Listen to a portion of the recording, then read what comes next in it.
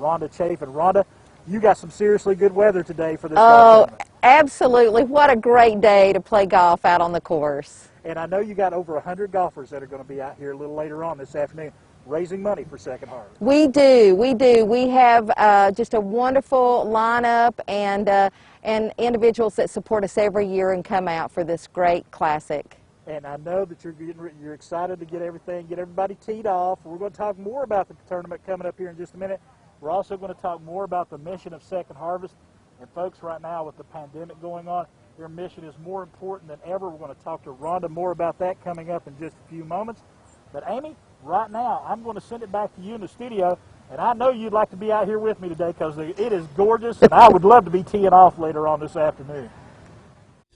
I bet you would, Chris. Certainly a beautiful fall day to be outside playing golf for a good cause. We're going to check back with him coming up here in just a few minutes. Good morning, everyone. Welcome to Daytime Tri-Cities. I'm Amy Lynn here in our studio this morning, where we have several guests joining us. In our studio kitchen this morning, our friends from Serenity Knoll Farm. Chef Felipe, one of our favorites, is going to show us how to make a fall risotto. Smells so good already. Also, why donating plasma is now more important than ever. We're going to hear the latest research. And the Branch House Family Justice Center, how it is helping people in our community escape a life of abuse. We're going to take a look at their programs and how they offer hope and healing to families. All that and more coming up on this Monday edition of Daytime. Now stay tuned for our daily Pledge of Allegiance. It is brought to you by Bachman Bernard. Food City is a premier sponsor of Daytime Tri-Cities.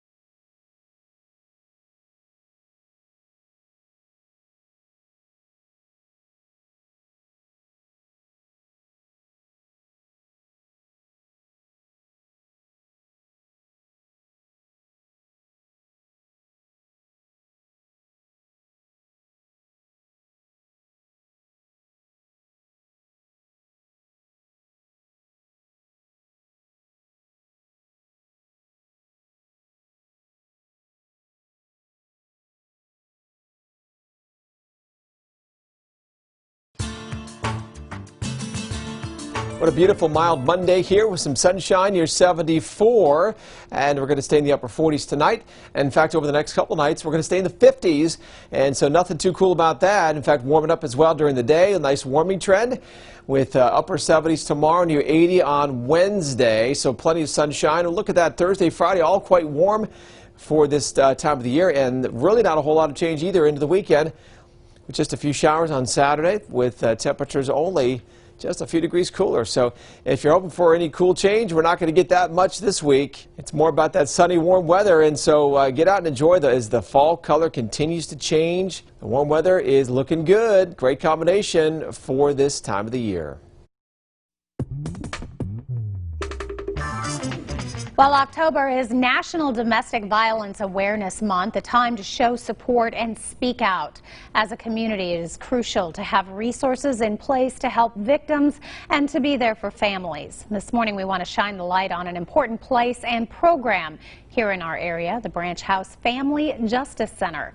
Joining us now with more is Deb Richmond, the Executive Director. And Deb, good to have you back on the show. Good morning. Thank you. It's good to be here. Well, in talking about the Branch House and what a special place that is, and really only been open a couple of years now, tell us a little bit about the Family Justice Center, how that works.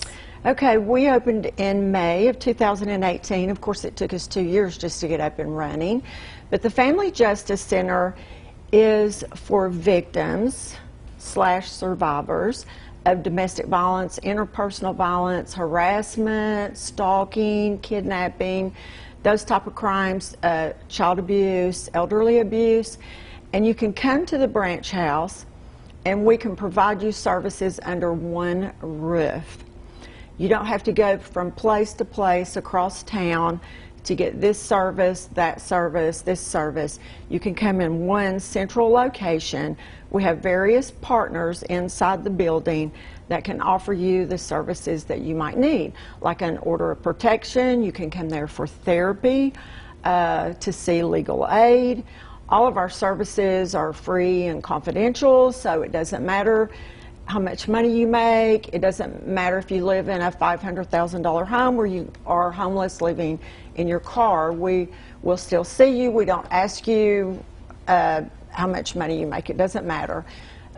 We are there for victims to help give them a voice, to help them heal so they can go out and develop the strength to help someone else to pass that on, so they can help give them a voice so they can heal. We also have a forensic sexual assault examination room where we have a sexual assault nurse who is trained in forensic evidence gathering. You can come there, have the exam for free. You'll be in a intimate setting where people are there just for you and care about you. It's quiet. You don't have to worry about a family member walking by and seeing you sitting in a waiting room for hours. We stay with you until you don't need us anymore. And I think people are really shocked to learn how many different things a victim has to go through. And if they literally had to go to all of these offices, just how traumatic that would be on top of an already traumatic situation. Yes, and so we try to make that process a little bit easier on them. And some people don't even have cars, especially with the pandemic that we're going through. People have lost jobs. They may be living in poverty or be living in a remote location. So we can even provide transportation to get them to Branch House and get them back home. We will go to court with them and sit with them. We will help them write their victim's impact statement. And then a lot of things that people don't think about. Many people are fearful to leave an abusive relationship because they don't want to leave their pets. Pets are used as an intimidation factor, and that's why pets have been built into the domestic violence law. And many abusers will threaten to kill the pets or injure them, poison them, starve them, as intimidation to get the person back or to keep the person under their control.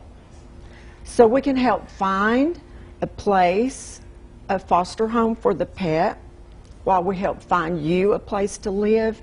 And that is a big issue for a lot of domestic violence victims. So very comprehensive and very individualized, the type of care that you provide. And you have an award that comes up at the end of the month that you do, a very special award. You retired from the Bristol, Tennessee Police Department, so something that's near and dear to your heart. Yes, so in 2004, Mark Vance, an officer from Bristol Police Department, was killed in answering a domestic violence call. A lot of people remember that. It doesn't seem like it's been that long, but there's been an award in honor of Mark Vance every year since then.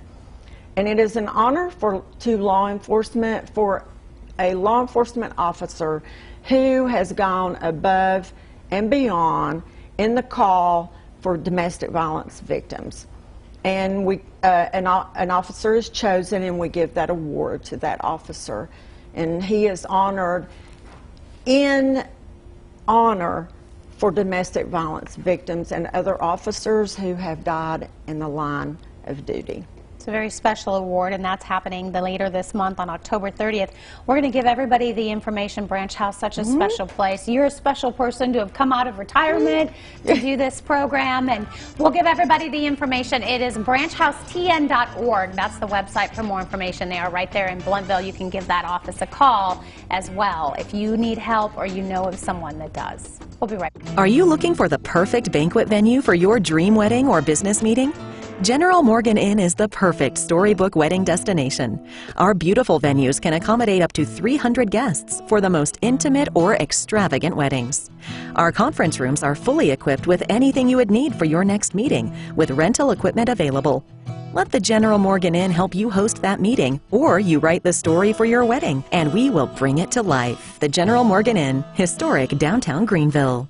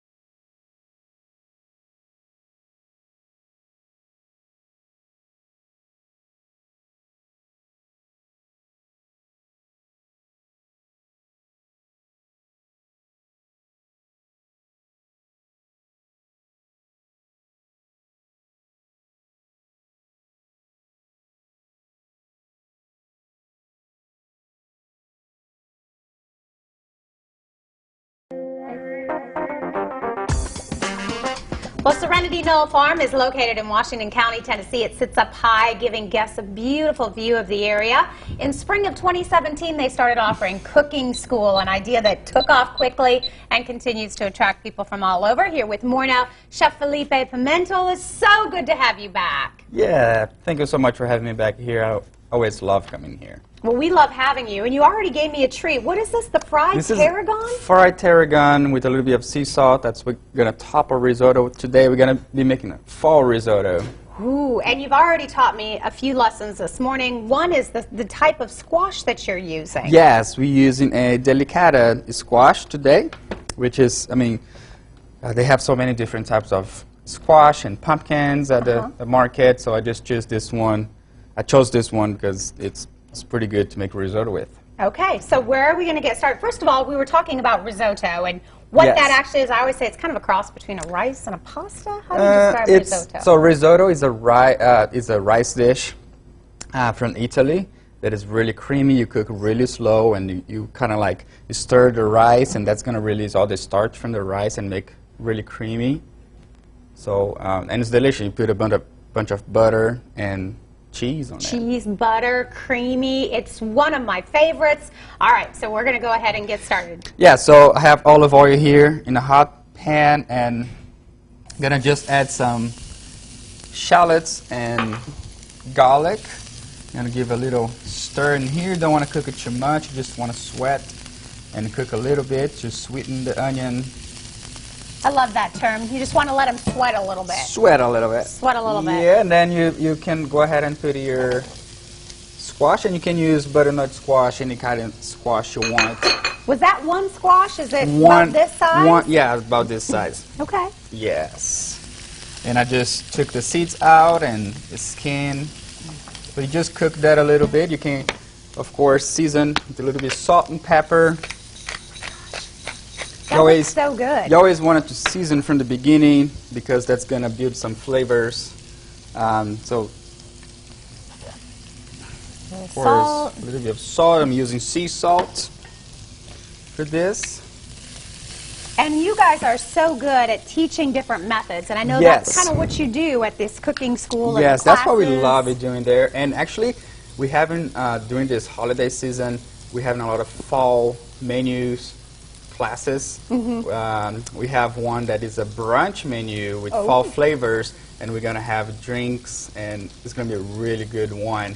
Yes. Oh my gosh, that sounds so fun. And then we have sorry. I was going to say, tomorrow you're doing your pasta, which is already sold out. If you want to get in on his homemade pasta class, you got to sign up early. Definitely, definitely. So fun. I know. So now I'm going to just add my risotto rice, which is we call arborio. They have different types of risotto rice, but this is the most common that people use to, and it's just a short grain. I'm going to add about 2 cups. Risotto is one of those things that I find intimidating. I don't know why. I've mastered rice. I'm good with pasta. But risotto is just, I guess. If you follow all the steps, it's a pretty simple. So the ratio for liquid, in that case we're using chicken stock to give some flavor. You can use water as well, but the chicken stock gives a really nice flavor to it. It's 4-to-1, so 4 cups of stock to 1 cup of rice. So we have 8 cups of stock in here for 2 cups of rice. And then you just cook little by little. Going to season a little bit here more. Adding our layers. Yes. And then you can come with your stock, which I'm using hot stock in here. I'll let it warm up a little bit. And then you add 1 ladle at the time. Okay. And then you start mixing, and then you don't stop doing that until the rice is fully cooked. And then as soon as you see that the liquid's almost gone, you can add more stock just little by little and take your time and cook. So you'll add them one at a time, 1 ladle at a time. 1 ladle at a time, and then mix it. And it's good to have a skillet like that has a little bit of height and also has space to kind of like fry the rice and spread the rice to cook evenly. And it has so much flavor when you get done. That's what I love about risotto. Definitely. And using all fresh ingredients, it makes all the difference. Oh my goodness. All right, well, we're going to be talking about some of the other cooking classes that are coming up. There's lots as we get closer to the holidays, and we're going to finish off this lovely creamy risotto. I'm so excited. It is Serenity Knoll Farm, and they're right there in Jonesboro. Check out their website for more information, and there you'll see all the different cooking classes that they have.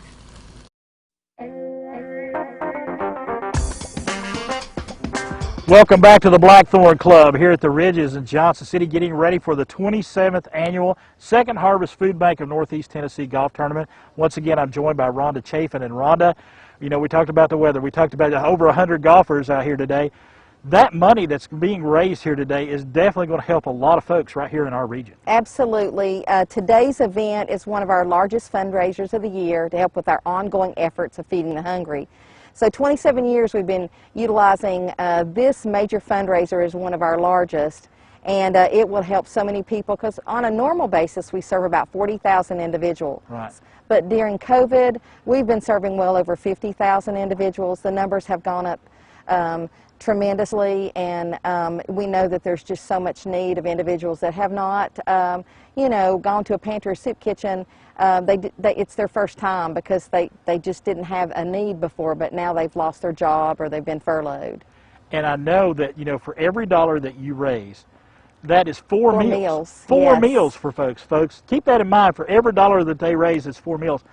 So any money raised here today, any fundraisers y'all have are so desperately needed. Absolutely. This is really a critical time for us. You know, we're serving individuals through our distribution like that's coming up this Saturday. We serve 970 families just from that one distribution. And those numbers are just, you know, incredibly high. We've, you know, these are just numbers we haven't hit before because the need is great right now. And all the money that we receive from this golf tournament and the donations that people have been sending to us will go to help with those efforts. And I know that, you know, all nonprofits have been hit hard during the pandemic. Second Harvest is in that same boat with those folks. But you are providing a service that is a basic need for folks. Absolutely. You know, we're helping families that their children haven't been going to school to receive those free or reduced lunches, and that's really hit families hard. That's where we're hearing and seeing, you know, families needing additional food assistance, so we're taking food boxes to schools. We're taking it to different locations to help families, to help seniors that aren't, you know, able to get out right now and are on fixed income. But again, you know, it's the numbers are just incredible that we're helping. Did you, when the pandemic started and you saw how things were going, I mean, you knew that you were going to have to step up. I mean, a lot of folks are going to have to step up and step up for our entire region, our entire community. Absolutely, and we've already distributed what we normally would distribute the entire year. Wow. We've already distributed over 10 million pounds. That number we projected we would do for the entire year of 2020. And so we've already hit that number, and we know that the next, you know, few months that we've got ahead of us for, you know, holidays and cold months, that individuals will need us even more. And our goal this year for even Project Thanksgiving is 10,000 families. 10,000 families for Project Thanksgiving. And we'll talk about Project Thanksgiving a little bit more coming up. But it's just part of this ongoing, you know, we're maybe having a little bit of a third spike on COVID right now. But it's time for folks to step up and help their neighbor here. Absolutely, and we would appreciate it. We really would. All right. Rhonda Chafin, we're going to be back with Rhonda here in just a few minutes. Having a lot of fun out here getting ready for this golf tournament. It is a gorgeous day. They say they might be able to take 1 or 2 more golfers if you want to come on out here and play today, but you better get out here quick. Folks, it is the Second Harvest Food Bank and Golf Tournament. Check out that website right there on the screen if you'd like to make a donation to help out your neighbor today.